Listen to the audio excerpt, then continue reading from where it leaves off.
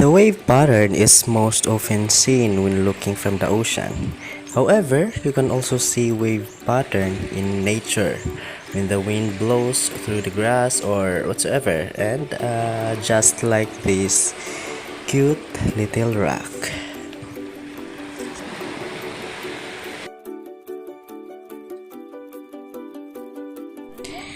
Another mathematical pattern I've found in the nature is a meander.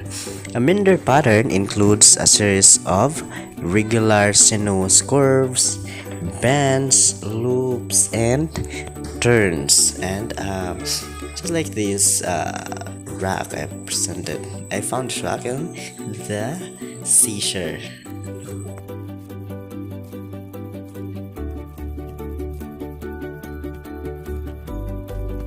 Another pattern is the fracture and cracks. This is the linear openings that form in materials to relieve stress. When an elastic material stretches or shrinks uniformly, it eventually reaches its breaking strength and then fails suddenly in all directions.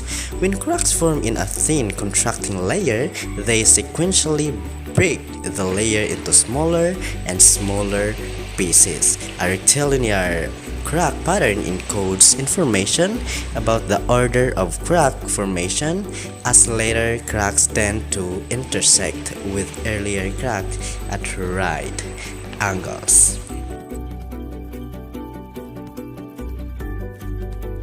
Next is tessellation.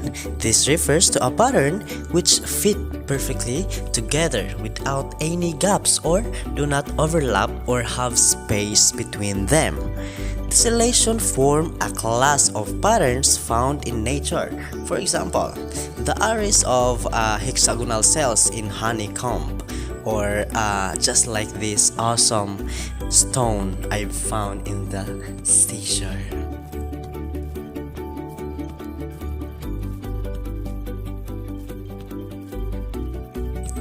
And finally, the last but not the least, the spiral pattern. In mathematics, a spiral is a curve which emanates from a point moving farther away as it revolves around the point. A spiral is a curve pattern that focuses on a center point and a series of circular shapes that revolve around it. For example, a pine cone, pineapples, hurricanes, and these cute little snails. Okay, that's all for now, and